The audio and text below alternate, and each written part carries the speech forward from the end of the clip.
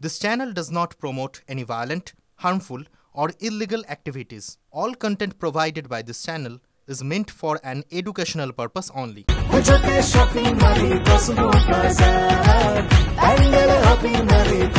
Cosmo বাজার পুজোর shopping two pandal hopping, সঙ্গে রয়েছে দারুণ আকর্ষণীয় উপহার।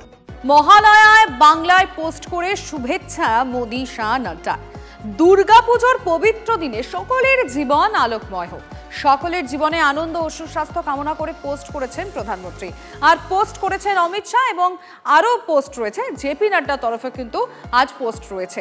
প্রত্যেকেই মহালয়ার শুভেচ্ছা জানিয়েছেন পোস্ট করে। আমি এখানে এই বিষয়টা নিয়ে কথা বলতে চাই, আমাদের রিপোর্টার সৌরভ গুহ আমাদের সঙ্গে রয়েছে। সৌরভ, যদি হিসাব করলে দেখা যায় তাহলে বিধানসভা নির্বাচনের আগে এইটা শেষ দুর্গাপুজো, তাই কি একেবারে মহালয়া থেকে সবাই ঝাঁপিয়ে পড়লেন? একেবারে এই কথাটা তো বলা যেতেই পারে। লিমা, তোমার মনে থাকবে যে 2021-এর বিধানসভা নির্বাচনের প্রাককালে দাঁড়িয়ে নরেন্দ্র মোদী যখন থেকে তার বঙ্গ সফর শুরু করলেন, সেই সময়ে রবীন্দ্রনাথের মতো দাড়ি কিংবা রবীন্দ্রনাথের জোব্বা পড়া তার ছবি সামনে এসেছিল। বাংলা বলার, ভাঙা ভাঙা বাংলা বলার চেষ্টা করেছিলেন নরেন্দ্র মোদী। তা নিয়ে রাজনৈতিক স্তরে অনেক বিতর্ক তৈরি হয়েছিল। সব মিলিয়ে বারংবার যখন বিজেপি একদিকে রাজনৈতিকভাবে টার্গেট বাংলা অভিযান তারা শুরু করেছেন, 26-এর নির্বাচনের আগে শেষ দুর্গাপূজা, এই বিষয়টিকে কি ছেড়ে দিতে পারেন বিজেপির শীর্ষ নেতারা? তাই মোদি, শাহ কিংবা জেপি নাড্ডা প্রত্যেকেই মহালয়ার শুভেচ্ছা জানিয়েছেন বঙ্গবাসীকে। বাংলার কথা যে তারা ভাবেন এবং বাংলা ভাষার প্রতি তাদের সম্মান আছে, বাংলার উৎসবের প্রতি তাদের সম্মান আছে, এই বিষয়টাকে কিন্তু তারা তুলে ধরতে চান। যদিও তা নিয়ে তৃণমূল কংগ্রেস ইতিমধ্যেই কটাক্ষ করতে শুরু করেছেন। তারা বলছেন যে প্রথমে তো বিজেপি বলছিল এখানে দুর্গাপূজা হয় না, এই এখন মহালয়ায় শুভেচ্ছা জানানো হচ্ছে। আর শুভেচ্ছা জানিয়ে কি হবে, বাংলার বকেয়া টাকা দিক আগে কেন্দ্রীয় সরকার। অনেক ধন্যবাদ সৌরভ তোমায় এত পরিষ্কারভাবে সুন্দরভাবে বুঝিয়ে দেওয়ার জন্য আমাদের দর্শকদের কাছে। কিন্তু পোস্ট শুধুমাত্র বিজেপির শীর্ষ নেতৃত্বের তরফে নয়, আজ মহালয়া সকালে নিজের লেখা ও সুর করা গান সোশ্যাল মিডিয়ায় পোস্ট করেছেন মুখ্যমন্ত্রী মমতা বন্দ্যোপাধ্যায়।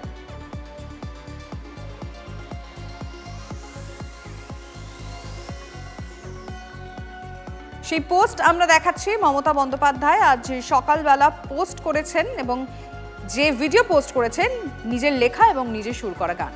ভোটের আগে অর্থাৎ আসন্ন বিধানসভা নির্বাচনের আগে এটাই হচ্ছে শেষ দুর্গাপুজো এবং সে কারণেই তো মহালয়ার সকাল থেকেই একেবারে ময়দানে নেমে পড়েছে তৃণমূল বিজেপি দুই দলকেই সমানভাবে দেখা যাচ্ছে ময়দানে। যেমন দেখুন কাঁথিতে সেখানে বিরোধী দলনেতা শুভেন্দু অধিকারী, তাকে দেখা গেল। মহালয়ার অনুষ্ঠানে যোগ দিলেন বিরোধী দলনেতা শুভেন্দু অধিকারী। সকালেই নরেন্দ্র যুব ম্যারাথনে পথে নামলেন সুকান্ত, বাগবাজারে তর্পণ করলেন শ্রমিক ভট্টাচার্য। শিলিগুড়ির মহানন্দা ঘাটে জনসংযোগ বিজেপির শঙ্কর এবং তৃণমূলের গৌতম দেব। আমি সরাসরি চলে যাবো, আমাদের সঙ্গে রয়েছেন আমাদের প্রতিনিধি সৌরভ রয়েছেন, আমি সৌরভের কাছে চলে যাবো। সৌরভ, আসন্ন বিধানসভা নির্বাচনের আগে এটা শেষ দুর্গাপুজো এবং তারই মধ্যে বাঙালি অস্মিতায় শান, আর সেই বাঙালি অস্মিতায় শান দেওয়ার জন্য দুই দলই এবারে ময়দানে। একেবারেই বাঙালি অস্মিতায় শান দেওয়ার ক্ষেত্রে দুর্গাপূজা একটা বড় মঞ্চ নিঃসন্দেহে, এবং এই সুযোগটাকে কিন্তু কেউই হাতছাড়া করতে চাইছেন না। এবং এটা শুধু এবারের মহালয়া বলে না, বেশ কিছুদিন ধরেই দুর্গাপূজাকে কেন্দ্র করে প্রথমে বিজেপি তারা অভিযোগ করেছিলেন যে দুর্গাপূজা এখানে যথেষ্ট উন্মাদনার সঙ্গে পালিত হচ্ছে না, স্কুলে সরস্বতী পূজা হচ্ছে না, এই কথাগুলি শোনা গিয়েছিল দিল্লি থেকে আসা বিজেপি নেতাদের মুখে। কিন্তু এখানে দিলীপ ঘোষই হন বা শুভেন্দু অধিকারী হন, তারা মহালয়া তর্পণ, একসময় তোমার মনে থাকবে যে জেপি নাড্ডা যোগদান করেছিলেন, কৈলাস বিজয়বর্গীয় যোগদান করেছিলেন, যেখানে তর্পণ হয়েছিল শহীদ হয়ে যাওয়া বিজেপি কর্মীদের উদ্দেশ্যে গঙ্গায় এই মহালয়ার দিন। সুতরাং মহালয়াকে কেন্দ্র করে রাজনৈতিক তৎপরতা অনেক দিন ধরেই চলছিল। সেই তৎপরতা অবশ্যই এবার তুঙ্গে, তার কারণ 26-এর আগে এটা শেষ পুজো এবং এই দুর্গাপূজা সবচেয়ে বড় উৎসব, যে উৎসবকে কেন্দ্র করে সৌরভ, তুমি যেমনটা বলছিলে যে বাঙালি অস্মিতায় শান দেওয়ার ক্ষেত্রে দুর্গাপুজো এটা তো সব থেকে বড় বিষয়, কেননা এই যে মঞ্চটা, সেই মঞ্চটা কিন্তু বাঙালি অস্মিতায় শান দেওয়ার ক্ষেত্রে দুই দলই এই মুহূর্তে ময়দানে নেমে পড়েছেন। ধন্যবাদ তোমাকে সৌরভ। পুজোতে কোনো সমঝোতা হবে না, পুজোতে সেকুলারিজমের কোনো স্থান নেই। পুজো হবে হিন্দু মত রীতিনীতি পঞ্জিকা অনুযায়ী, তার বাইরে উৎসবে সবাই সামিল হবেন এবং নিশ্চয়ই আনন্দ উৎসব, সাংস্কৃতিক অনুষ্ঠান এবং আমাদের হিন্দুদের, বিশেষ করে বাঙালি হিন্দুদের সবচেয়ে বড় পুজো দুর্গা পুজো সুখকর হবে, মধুময় হবে। এটা কোনো দুর্গাপুজো কেন্দ্রিক ব্যবস্থা নয়।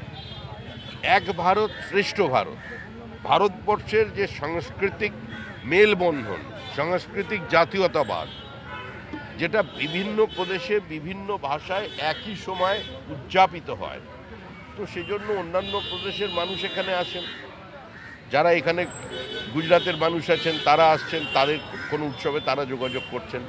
আমাদের বাঙালি ডায়াসপোরা সারা ভারতবর্ষের যেখানে যেখানে আছেন তারা সেখানে যাচ্ছেন, দেশের বাইরেও যাচ্ছেন।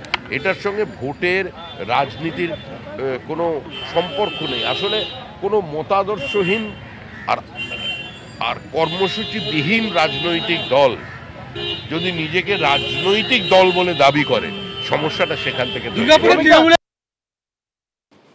আরে রাজনৈতিক দল হতে গেলে আমরা মনে করি অন্তত কয়েক হাজার লোক থাকা দরকার।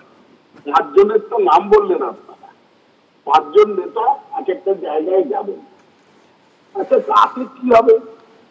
আজকে মুখ্যমন্ত্রী 35-40 হাজার দুর্গাপুজোকে অনুদান দিয়ে সাহায্য করছেন, চিরাচরি দুর্গোৎসবে সাহায্য করছেন, তার বিরুদ্ধে হাইকোর্টে গেছে এরা, তাহলে দুর্গাপুজো বন্ধ হয়।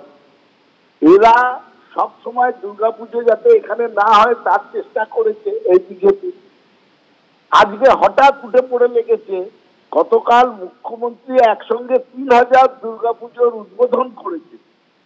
সুতরাং পরিপ্রেক্ষিতটা একটুখানি বিচার করে দেখুন।